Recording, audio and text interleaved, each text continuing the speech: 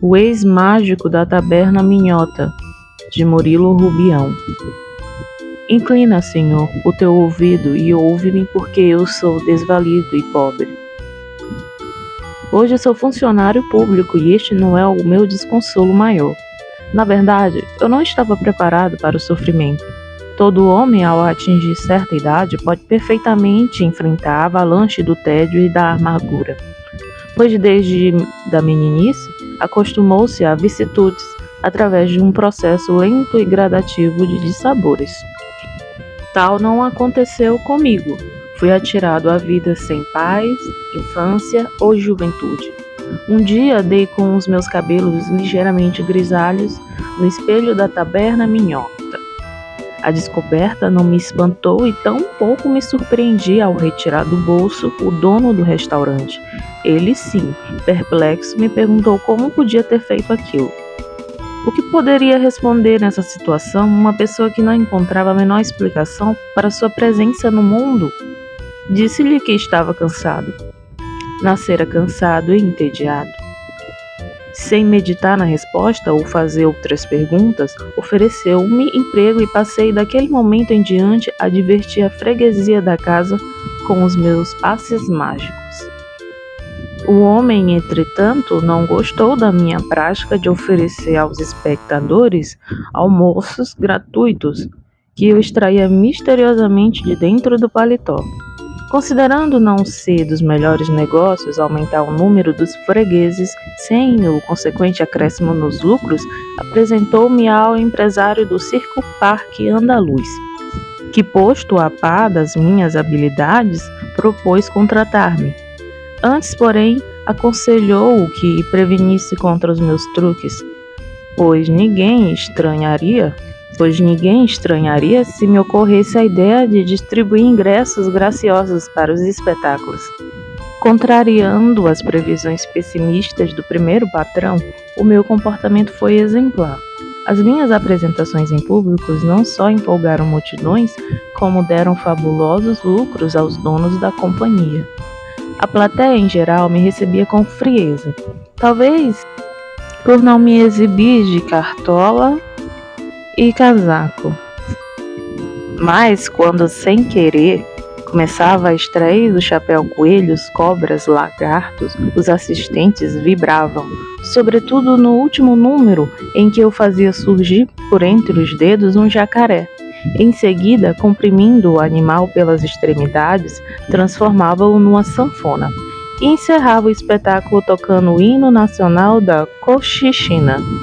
Os aplausos estrugiam de todos os lados, sobre o meu olhar distante. O gerente do circo, a me espreitar de longe, danava-se com a minha indiferença pelas palmas da assistência, notadamente se elas partiam das criancinhas que me iam aplaudindo nas matinês de domingo.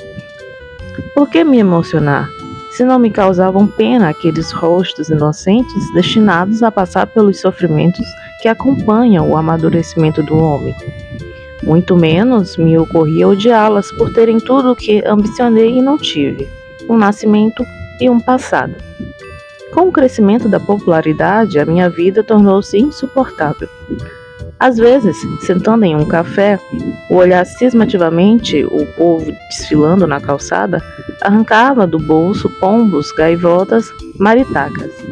As pessoas que se encontravam nas imediações, julgando intencional o meu gesto, rompiam em estridentes gargalhadas. Eu olhava melancólico para o chão e resmungava contra o mundo e os pássaros. Se distraído, abria as mãos, delas escorregavam os esquisitos objetos, a ponto de me surpreender certa vez, puxando da manga da minha camisa uma figura, depois outra. Por fim, estava rodeada de figuras estranhas, sem saber que destinos lhe dar. Nada fazia. Olhava para os lados e implorava com os olhos por um socorro que não poderia vir de parte alguma. Situação cruciante. Quase sempre, ao tirar o lenço para suar o nariz, provocava o assombro dos que estavam próximos, sacando um lençol do bolso. Se mexia na gola do paletó, logo aparecia um urubu. Em outras ocasiões, Indo amarrar o cordão do sapato das minhas calças, deslizavam cobras. Mulheres e crianças gritavam. Vinham guardas, ajuntavam-se, curiosos, um escândalo. Tinha de comparecer à delegacia e ouvir pacientemente da autoridade policial ser proibido soltar serpentes nas vias públicas. Não protestava. Tímido e humilde, mencionava minha condição de mágico, reafirmando o propósito de não molestar ninguém. Também, à noite, em meio a um sono tranquilo, costumava acordar sobressaltado. Era um pássaro ruidoso que batera as asas ao sair do meu ouvido. Numa dessas vezes, irritado, disposto a nunca mais fazer mágicas, mutilei as mãos, mas não adiantou. Ao primeiro movimento que fiz, elas reapareceram novas e perfeitas nas pontas dos tocos do braço. Acontecimento de desesperar qualquer pessoa, principalmente um mágico enfastiado do ofício. Urgia encontrar solução para o meu desespero. Pensando bem, concluí que somente a morte poria termo ao meu desconsolo. Firme no propósito, tirei dos bolsos uma dúzia de leões e, cruzando os braços, aguardei o momento em que seria devorado por eles. Nenhum mal me fizeram.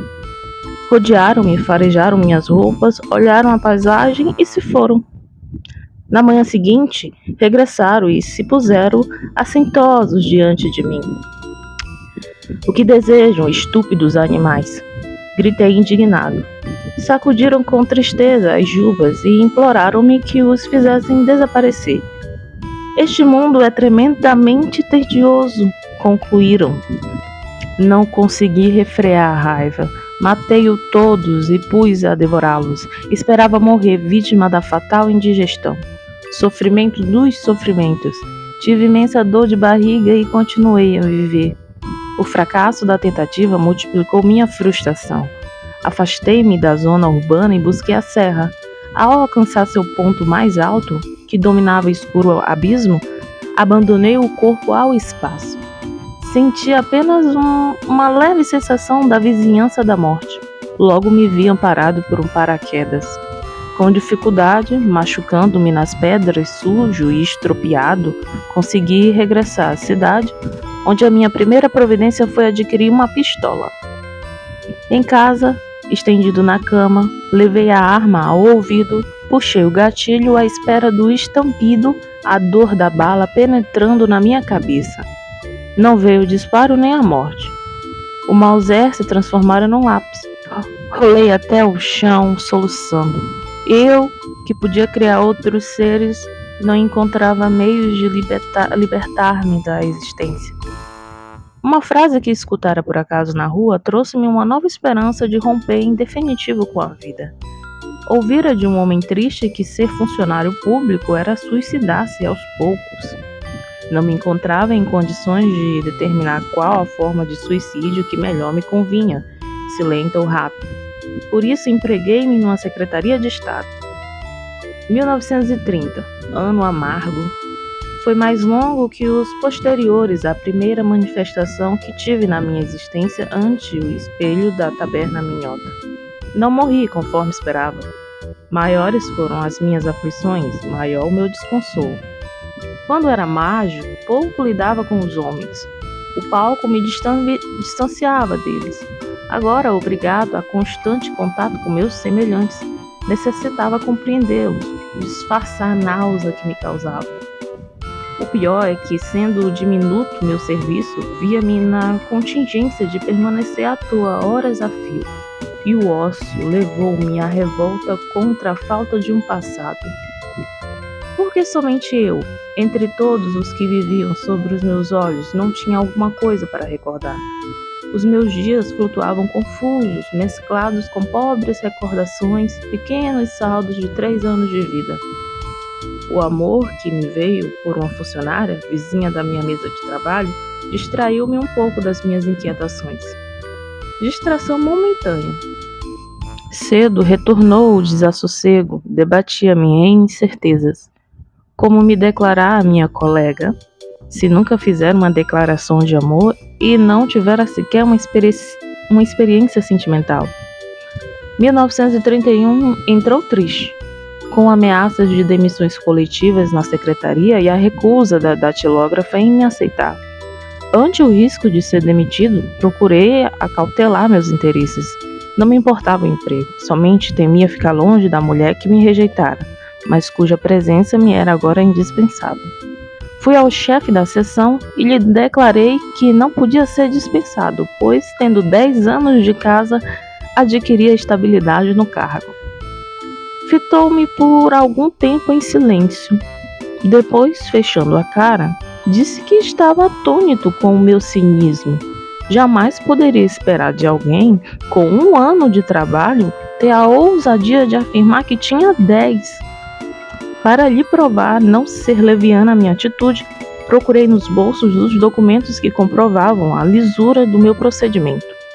Estupefado, deles retirei apenas um papel amarrotado, fragmento de um poema inspirado nos seios da datilógrafa. Revolvi ansioso todos os bolsos e nada encontrei. Tive que confessar minha derrota. Confiara demais na faculdade de fazer mágicas e ela fora anulada pela burocracia. Hoje, sem os antigos e miraculosos dons de mago, não consigo abandonar a pior das ocupações humanas. Faltei-me o amor da companheira de trabalho, a presença de amigos, o que me obriga a andar por lugares solitários.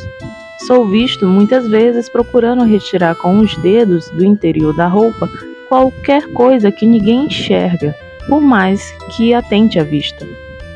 Pensam que estou louco, principalmente quando atiro ao ar essas pequeninas coisas. Tenho a impressão de que é uma andorinha a se desvencilhar das minhas mãos. Suspiro alto e fundo. Não me conforta a ilusão. Serve somente para aumentar o arrependimento de não ter criado todo um mundo mágico. Por instantes, imagino como seria maravilhoso arrancar do corpo lenços vermelhos, azuis, brancos, verdes. Encher a noite com fogos de artifício. Erguer o rosto para o céu e deixar que meus lábios saíssem o arco-íris. Um arco-íris que cobrisse a terra de um extremo a outro. E os aplausos dos homens de cabelos brancos, das meigas criancinhas.